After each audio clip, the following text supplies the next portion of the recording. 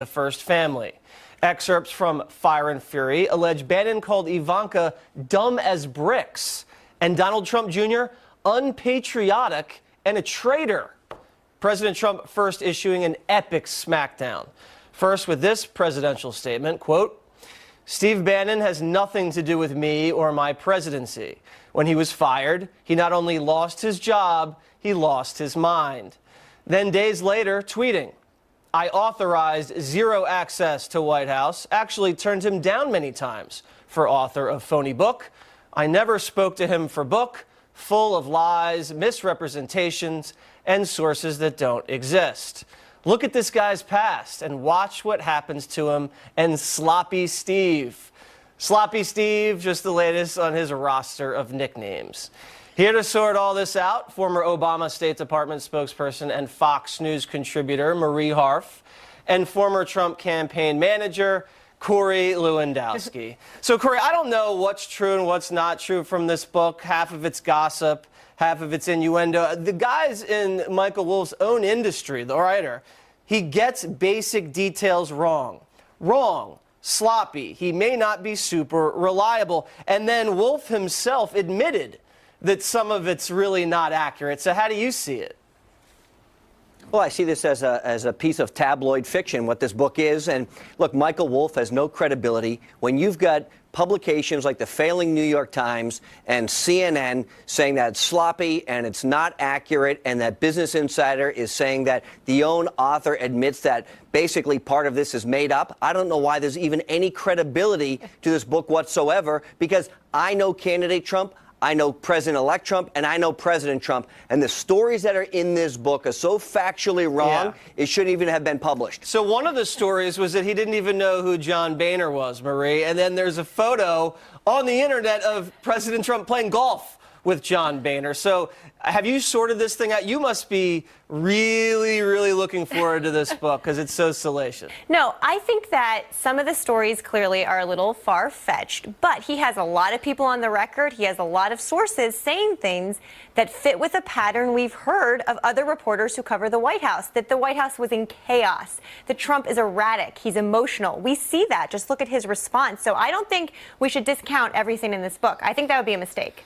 Okay, yeah, some of it's true, some of it's not true. It's so outlandish. One of the things, Corey, was that the president or president-elect didn't think he was going to win. He didn't think he was going to win, and then his wife Melania cried when he won. Everybody knows, if not anything, that Trump is a winner. And all he wants to do is win. Jesse, he always wins. And for listen, you want to know somebody who didn't want to win? Hillary Clinton, because she went into hiding about 15 different times during the campaign, and she couldn't be on the campaign trail. Donald Trump was out doing 6 and 7 and 8 events a day to rallies of 10 and 20 and 30,000 people, including on the day before the election where he was in New Hampshire, and then he flew to Michigan, and he did his last rally at 2 o'clock in the morning and got back to LaGuardia at 3 o'clock in the morning on election morning because he wanted to win. He put his own resources into this. His family put their heart and soul into it, and he's now delivering for the American people. And the difference is the only person who wants to say he didn't want to win was this liar, Wolff, who didn't have... Look, he says he has people on the record. Release the tapes, Wolff, because I think you're a liar. Can you just say LaGuardia again with the New Hampshire accent, please? Hey, it's my half New Hampshire, half Boston. It's LaGuardia, baby. LaGuardia, baby. Right. All right. So, and listen, they did, Marie, bring this guy into the White House. I guess he didn't do a one-on-one with President Trump. They did bring him in. Some of the stuff I just want to read to the audience. This is fake news. I'm about to say fake news. But there's an excerpt that people are saying is from the book. It's not from the book, but this is how ridiculous it is. You ready? On his first night in the White House, President Trump complained that the TV in his bedroom was broken because it didn't have the Gorilla channel. To appease Trump, White House staff compiled a number of gorilla documentaries in a makeshift Gorilla channel broadcast into Trump's bedroom. Staff edited out the parts of the documentaries where gorillas weren't hitting each other, and at last the president was satisfied. People think that is part of the book because everything else in the book is so crazy that they believe stuff like this that goes viral on the internet. But some of it's not actually that crazy. And you're right. He was given a lot of access. The White House press staff brought this guy in, hours of meetings. He may have tapes, he may have notes. And these are people that he interviewed. They're supposed to be President Trump's friends. They're supposed to be part of his team. This isn't Democrats like me out there saying this.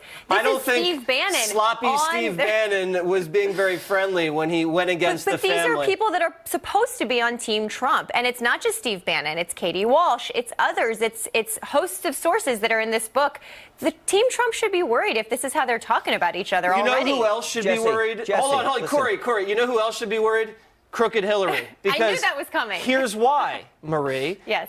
They are opening up multiple investigations into Hillary. They're going after now the Clinton Foundation for pay to play. They're reopening the email investigation after 18 classified emails were found on Weiner and Huma's laptops. They're looking into Uranium One, and they're possibly looking into the Hezbollah situation when they went soft on Hezbollah in order to get the Iran deal through. So, Corey, I want to play you some tape, and you can see if this is actually going to happen. Roll it. Remember this chant?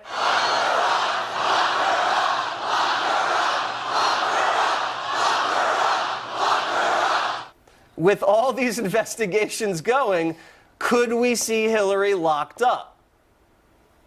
Well, Jesse, what I think we're going to find is that there is a real deep state in this government, and the members of the FBI who are leading the investigation into Hillary Clinton, some of them had financial ties to the Clinton operation. Some of them rewrote the wording. What we've now seen is that just recently, Senator Grassley and Senator Lindsey Graham have said that it looks like Chris Steele, the MI6 agent who was paid by the Clinton campaign, at least some money by the Clinton campaign,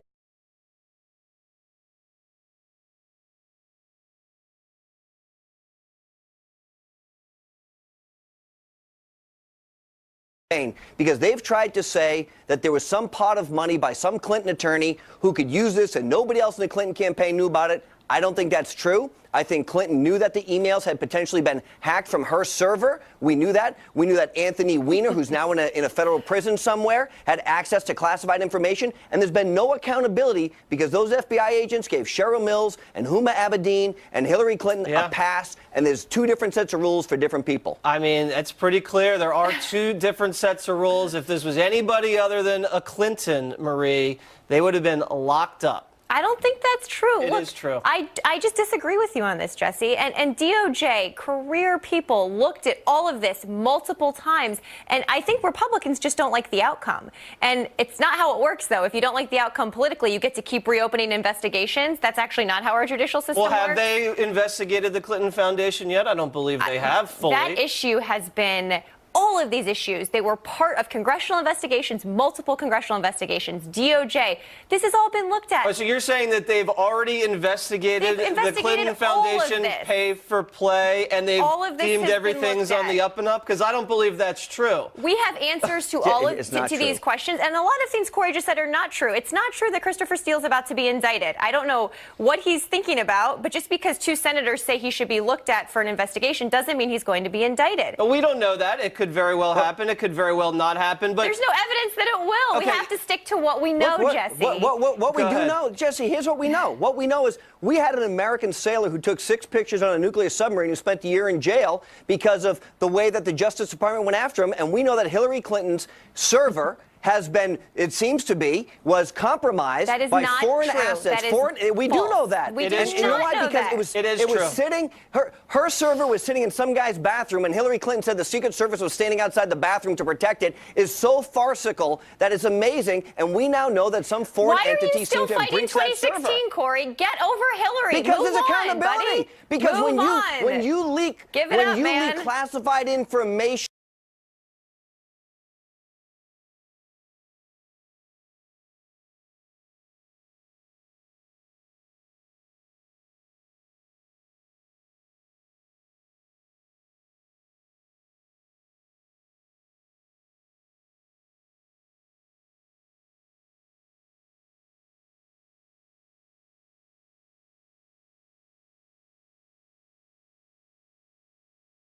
Korea escalating this week. Kim Jong-un saying he has a button to launch nuclear weapons that could strike the U.S. at any minute. President Trump hit back, tweeting, North Korean leader Kim Jong-un just stated that the nuclear button is on his desk at all times. Will someone from his depleted and food-starved regime please inform him that I too have a nuclear button, but it is a much bigger and more powerful one than his, and my button works. But the president's tough talk is setting off his critics in the mainstream media. He's being cavalier in a way that makes him seem demented and deranged. This is dangerous. This is childish. This is unpresidential. It's not befitting the leader of the free world. Perhaps never have we seen a man whose profound sexual and masculine insecurities are literally threatening to annihilate the planet. None of this normal, none of this acceptable, none of this frankly stable behavior. So, did you read any sexual insecurities into that tweet, Marie? Because I didn't. Really? This is the same president who talked about the size of his hands during the campaign. He likes everything. I think his opponents brought that up. He likes I don't think he brought that up. He likes everything to be bigger and the best. And this is just who he is, right? He talks about his buildings and his business. Fine. That's not how you talk about nuclear war. And I don't want to be one of these Democrats who has her hair on fire about this. The president of the United States to publicly humiliate this so-called leader in North Korea when it comes to the nuclear arsenal. Because if that public humiliation, which may feel good to all of us as Americans, if that miscalculates us into a war, into a conflict, because there's a crazy leader in North Korea who doesn't know how to read Donald Trump's tweets, yeah, that's concerning to me. There's a better way to deal with North Korea. I think what's more concerning, Corey, is the fact that the last administration did nothing on North Korea and let this president have to handle it. Jesse, you're exactly right. What you have to remember is for 8 years, the Obama administration did absolutely nothing. They basically allowed North Korea to promulgate nuclear weapons, which is what this administration is now dealing with. And even Trump's critics have said it is time for a different approach to North Korea because for 30 years, what they've done in Washington hasn't worked. And what this president has said, and he's been very resolved in it, if you launch a missile at Guam or a U.S. territory, we will respond in kind. This is not a president who should be taken lightly. This is not Barack Obama who will draw a line in the sand and let someone walk over it. This is a man who speaks the truth, and North Korea has to understand there are consequences, and the United Nations has to act in a capacity that says the world is watching you, and that's what the president has been doing, and that's the pressure he's put on North Korea. I just want to show the level of panic on the left, Marie. Here's some guy over at CNN, I think it's Brian Stelter. He was so alarmed that the president was tweeting about the nuclear button, he actually contacted Twitter. Let's take a listen. I've asked Twitter spokesman, does this violate Twitter's terms of service, making this kind of threat toward North Korea? I think they're trying to decide if this kind of tweet, referring to a nuclear button that he knows how to use and it works, whether that actually is a violation of the terms of service because it may threaten violence. So you have CNN reporters tattletaling on the president of the United States for a tweet. Look, Jesse, they need to go back. They need to go back to the marijuana smoking on election night. That seems what they're doing off air clearly with this guy, right? Because they were doing it on air. This is scary, though. This is not like a big joke. North Korea has nuclear weapons. So does the United States. And this is going to be the biggest security threat we face in 2018. And I want President Trump to act like an adult and not try to resolve it on Twitter because honestly, it makes me scared too. Well, I don't know how mature the last administration was. It's not so always I don't know if you want to throw around things like mature or immature. It's not always a competition. You can say, I didn't like Barack Obama, and also say maybe Donald Trump shouldn't be tweeting like this about North Korea. You know that your approach didn't work. What did Barack Obama do to solve the North Korea problem? You know that your approach didn't work, so now a new approach is being tried. But guys, we got to run. And the button is bigger on our side. Just lets everyone notice that. Thank you, guys. My nominations for the Fake News Awards up next. Today at 5 o'clock. Subjects will cover dishonesty and bad reporting in various categories from the fake news media. Stay tuned. The president is very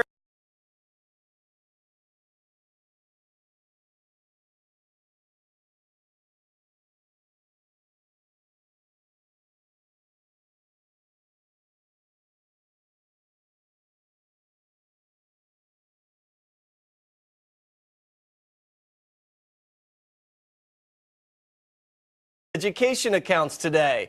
I urge you to do the same. Ouch. And more. I hate to say this, but against my investment advisor's recommendation, I sold all stocks and went all cash months ago, just in case.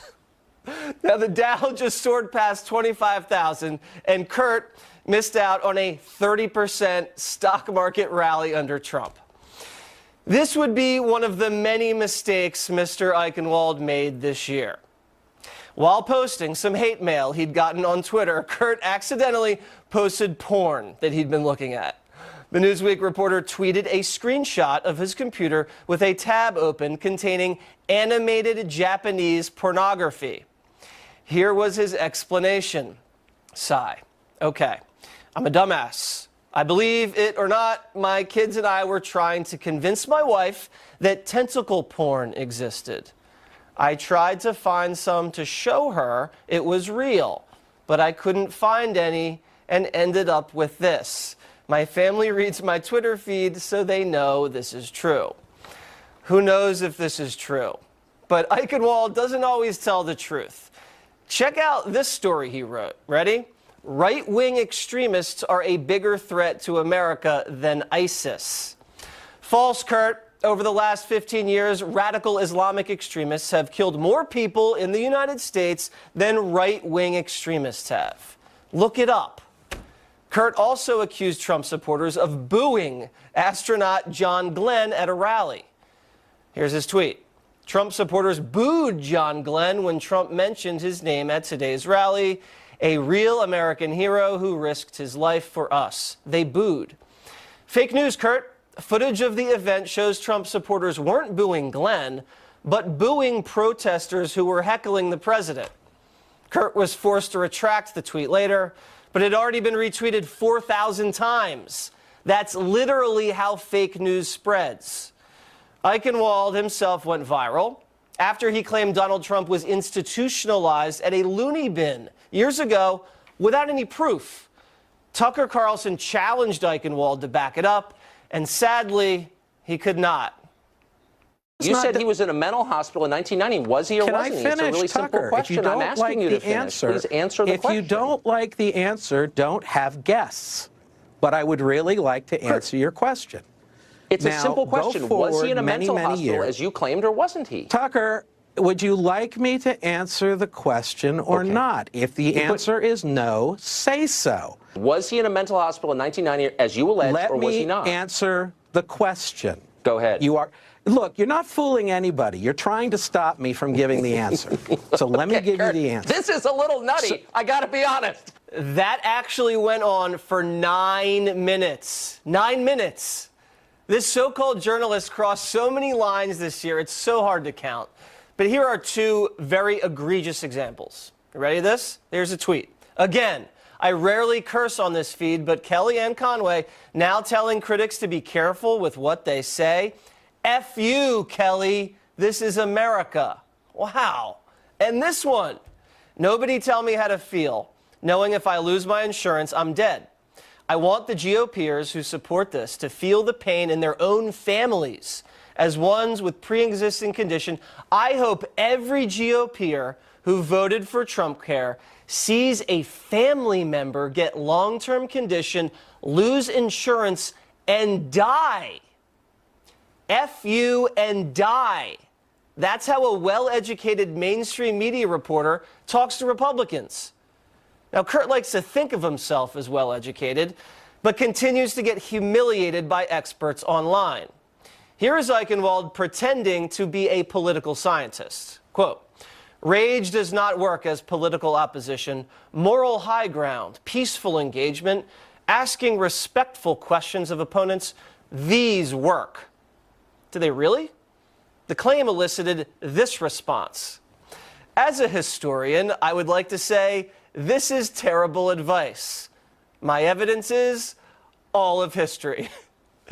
And here's Eichenwald claiming he predicted Hurricane Irma. Ready?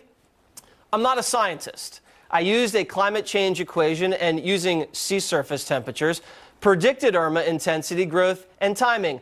100% correct. Ready? Here's meteorologist Ryan Mao. He disagrees. I am a hurricane scientist, and this is BS. That's all. So between the dishonest reporting, embarrassing takes, and sloppy analysis, it is my honor to nominate Newsweek writer Kurt Eichenwald for the Fake News Award. Joining me now with reaction, media reporter and columnist for The Hill, Joe Concha. You think he's going to win? In like secretariat proportions, 23 lengths. After you laid that out that way, could we just, I'll give it my time right now. Let's play the other 9 minutes with Tucker Carlson. I know, wasn't that fascinating? It was fascinating. He would not give a direct answer. Because he couldn't, Jesse. Because he couldn't. Because he had no proof. But to say that the president, or before he was president, was institutionalized and to have no documentation, and you're a reporter at Newsweek, wouldn't you think he'd be fired from Newsweek just for that? Forget all the other FU stuff he's saying online and the porn. He's also an MSNBC contributor, also writes for Vanity Fair. All of those publications have to rethink this. But that is a microcosm of our media. Yeah. Whenever they make mistakes, even in front of 3-4 million people on Tucker Carlson's show, he couldn't show any contrition and say, you know what, I got that wrong. I'm sorry. No. Give me another shot. No, So and Tucker asked it about a dozen times. Now, highest.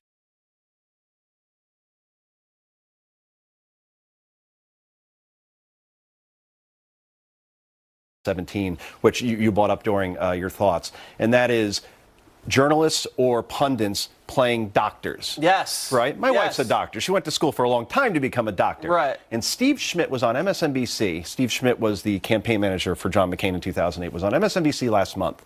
And he analyzed one part of one speech from President Trump talking about Jerusalem, and he got some dry mouth.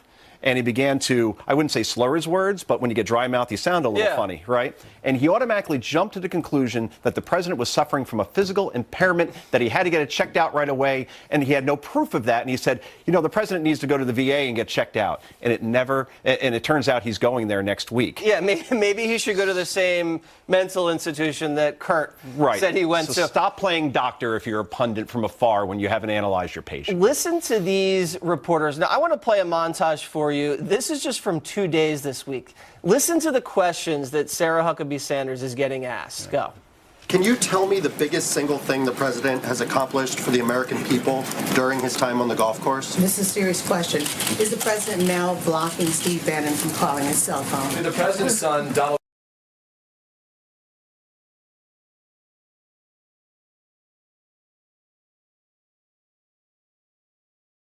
Imagine if they ever asked, was it Gibbs or any of the Obama press secretaries, what did the president accomplish on the golf course?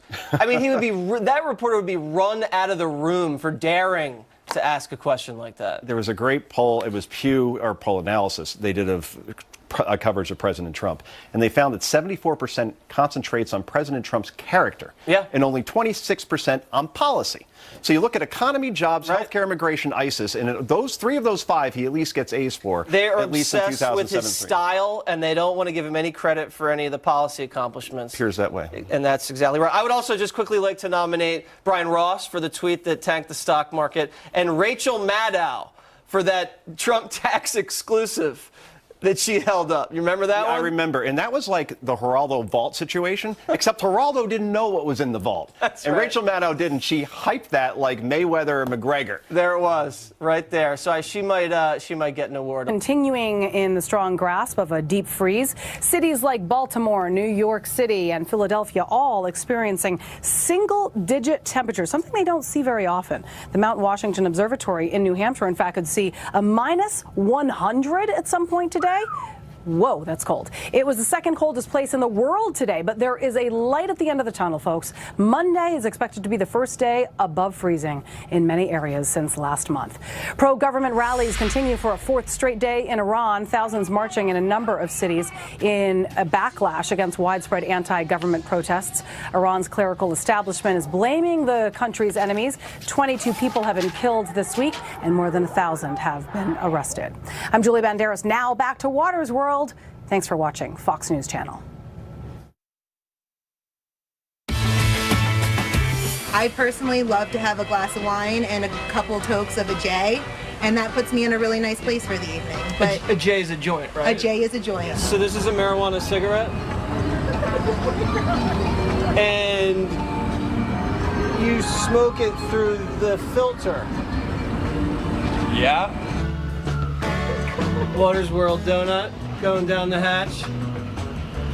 Is the munchkin like the whole of the donut, that they took out when they punched the hole through the donut? You know what? I would say yes, but no. No. That was my cannabis tour in Colorado, where weed is legal, and now in California it's legal too. But Attorney General Jeff Sessions is cracking down, promising to start enforcing the federal marijuana laws that the Obama administration ignored. Sessions famously stating his feelings on pot back in 2016. Good people don't smoke marijuana. Wow. Joining me now, CEO of Bang Holdings Corp., Steve Burke, and conservative commentator Dr. Gina Loudon, who is a member of President Trump's Media Advisory Board. Is it Bang Holdings or no, it's Bang? It's okay. I just want to Bang. Clear that up. So, you think it's good for states to legalize marijuana, and you're terrified of Jeff Sessions coming in and ruining the party, I assume, correct? Well, here's what I'm telling my shareholders. The legal marijuana market is past the point of no return. The only thing that Jeff Sessions is doing right now by reversing the Cole memo is galvanizing Republicans and independents that use medical marijuana and cannabis in their daily lives to vote blue in the next midterm elections. This is going to be a disaster for the GOP, and it's a disaster, and it's going to make Jeff Sessions the most unpopular man in America. Dr. Loudon, what would you say to that? Because, a lot of Republicans are coming out and saying that Sessions is overstepping, and the Republican Party is a states' rights party, correct? They voted for legalization in these states, The people have spoken, yes or no? States' rights don't override federal rights, and we know that. Jesse, I understand when you have a lot of money invested in something like big weed owners do, these big corporate Wall Street types have tons of money invested, that you want to defend it. But this isn't about the legalization of marijuana. This has nothing to do with that, in fact, and they're trying to cloud the waters to confuse everybody who's gullible to that sort of confusion. This is about the rule of law, and it's easily changeable. You hold hearings and you change the law. But what Obama did, Jesse, and you know this, is he bragged about ruling by his pen and his phone and ruling by edict like a dictator. That's unacceptable. And Sessions is not creating any law here. He's simply restoring the rule of law to its proper place. Most Americans can agree with that. What he's actually doing, Gina, what he's actually doing, Gina, is he's defying the president, because the president was asked directly by a Colorado journalist whether or not he's going to use federal authority to come after the recreational marijuana market in Colorado. And this isn't that. And President Trump said, no, I will not do this. And it's great because the so president Jeff Sessions is defying the president right now. Just like he said he would. The president made a commitment to the voters of America to restore the rule of law. We know that the last president used his pen and phone edicts to create law. That is not constitutional. All the president is doing and all Sessions is doing is restoring the rule of law. If you want to change the federal law, then hold hearings and do it legally. Right. They can go in and, I guess, reclassify how marijuana is determined on a federal level, and that can solve all the problems. But let me, Dr. Gina, play devil's advocate for the devil's lettuce here for a second.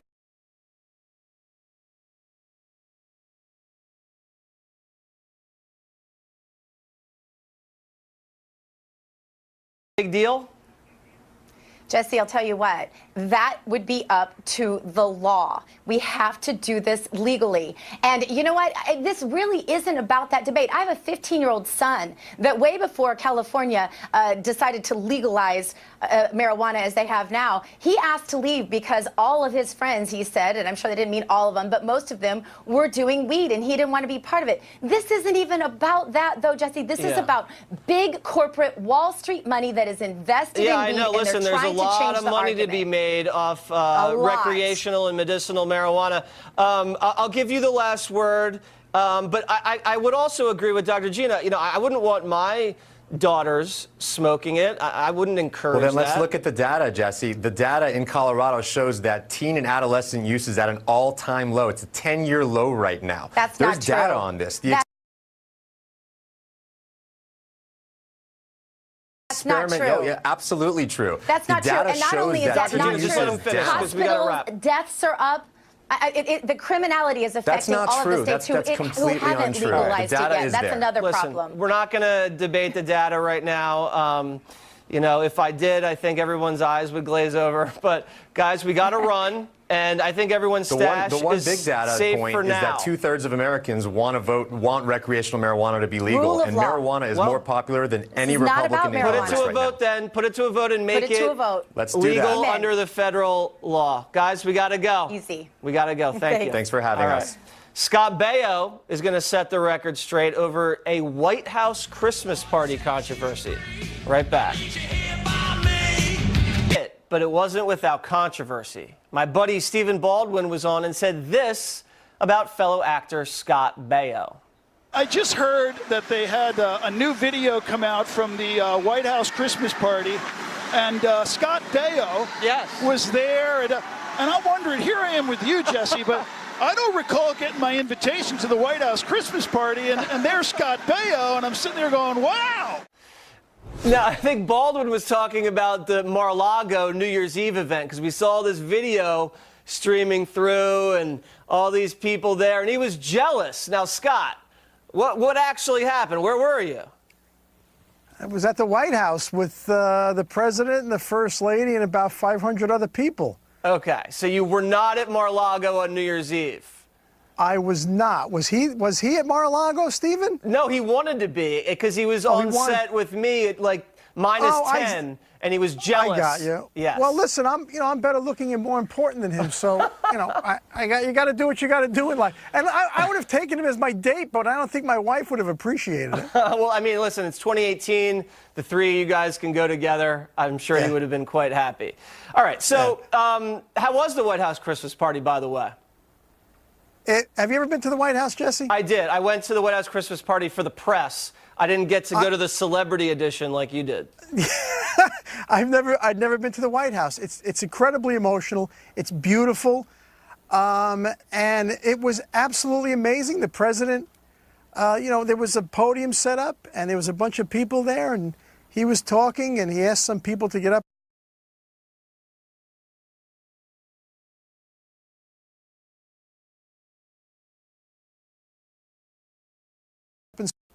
Yeah, I do. Yeah, I like to do it. I do. He said, well, come on up. And I spoke for about 30 seconds. And then he took me and my wife and about 5 or 6 other people up to the Lincoln bedroom. And it was incredible. You know, so it's a once-in-a-lifetime experience. I will never forget it. Baldwin is so jealous right now, man. After the crack about his looks and now this Lincoln bedroom access. No, I texted him when I was there. Oh, look, there you go. He never got back to me. But listen, he's bitter. But listen, I got to tell you, I was listening to your previous segment with Marie Harf, and who I think would defend Hillary Clinton if she was in the middle of Times Square with a meat cleaver hacking up people. She would say, no, but look, I'm gonna help the media right now. Okay, I'm gonna try to help them. You sure that's a good idea? They might actually listen. Yeah, I think I'm gonna try. It's not gonna go in, but I'm gonna try to help them because they've called the president. The president has dementia. Yeah. He's an idiot. He's not mature, according to Marie Harf, and any other name they want to throw at him. But Jesse, and you know this as well as I do, I'm from Brooklyn. President Trump is from Queens. This is what we do. Yeah. We mess with people. That's it. And after years of messing with people, they still haven't gotten that that's what he does. They act surprised every time. It's amazing to me because they hyperventilate over things that he says, and he's just like, you said it earlier in the show, the button with Kim Jong-un, whatever, Little Rocket Man. My Rocket Man. Rocket Man. Little button man. I mean, that's perfect. But that's perfect because he's mocking him, he's belittling him, and I got a bigger button than you. Right. Now, if Kim Jong-un responds, he looks like a child. He does. And Trump is just laying it out there. Listen, the guy, I love the guy. Yeah. And I don't think anybody's seen anything like him, and that's what I like about him because nobody knows what to expect from him, and it's awesome. It is awesome, and for the Democrats to say that Trump's a madman, they lost to a madman. How does that make them look? They can't even beat a crazy person. I'd rethink that whole line of attack. I know. Go ahead. Scott, I got to run. but it was great having you. And do you know how far I drove to get here? Are you kidding me? I got to go? All right. Listen, all right, you want any last words to Baldwin? You got anything else? No. You want to promote anything, Bayo? No, I got nothing to promote. Jesse, always good to see you. All right, you too, Scott. Goodbye, my friend. All right. Mugshot Mania, a Water's World new segment, which we're going to debut. They say a picture is worth 1,000 words. Never is that more true than when it comes to mugshots. I love the show Cops. I love mugshots, so let's put it all together. Here to help me break down some of the good, the bad, and the ugliest, stand-up comedian Jimmy Failla. All right. First, mugshot. Are you ready? Oh, my God. This guy is Noel Dawson. He was arrested in April 2017 for charging at his son with a hatchet. Now, Jimmy, if this guy came at you with a hatchet, I don't know whether I'd be more scared of the hatchet or his face. The face is the weapon, if we're being clear here. Oh, my God. That's right. But I was actually, when I looked at this, he looks like what happens when you let a kid draw you. You know what I mean? Yes. They said never let a kid draw you because you look psychotic. That's what he looks like, this guy. I love it. That was the shortest prosecution ever. I mean, if you say assault and you just trot that picture out, you're like, yeah, we're good here. Don't even need to deliberate. He's done. All right, let's look at Sarah Rivera. Oh. Chicago Hooters waitress arrested July 2017 for disorderly conduct. I guess she was brawling with another Hooters waitress. It was Hooters on Hooters crime. I feel like Hooters missed an opportunity here. They should schedule waitress fights in the middle of the floor. That would bring in the customers. Think about it. It's like World Star Hip Hop with wings. You know That's what I right. mean? World Kill, Star. Crush. There you go. All right. How about Justin Lamar Richardson? Okay, now I don't know what's going on. He's got a sandwich. He was popped in September for violating probation. Now, they're pretty strict when they take mugshots. Yeah. How'd he get a ham sandwich in there? You know who I blame for this? This is a Bernie Sanders supporter. Why? Who just thought the government would give him free stuff. That's right. And they did. Next, he's going to want bail bond forgiveness. That's He's right. Like, hashtag that. What's the line, like a grand jury, they can even indict a ham sandwich? Yeah, apparently they did. They did. and a guy eating one. All right, this is Danielle Paris. Busted in Houston, shoplifting, I think, and they had to put a mask on her because she was spitting at deputies. Yeah, apparently they made her a bad sandwich. No, but this is funny to me because she's stealing makeup, and this is proof that every girl needs a friend that'll shoot straight with her. Yes. She should have been stealing hair care products. Yeah, I not know. makeup. You need an honest friend, She ladies. needed help in that department. What a All mess. right. How about Stephen Perkins? He was arrested in December, just a month ago. And what's interesting here, he has, I think, upon this photo, 110 bags of crack in his intestines. That's the look of someone that's got 100 bags of crack inside him. Listen, everybody's got a New Year's diet. You know what I mean? I don't want to judge, but this one hits home for me because it was in Machias, Maine. Yeah. I once did a gig in Machias, Maine, and my GPS told me to fire my agent. It was like, this is the worst drive of your life. Well, apparently they have to smoke crack to hear people perform in Maine. That's why I did so well. All right, listen, we got more. We're going to actually do this next week because we've got even some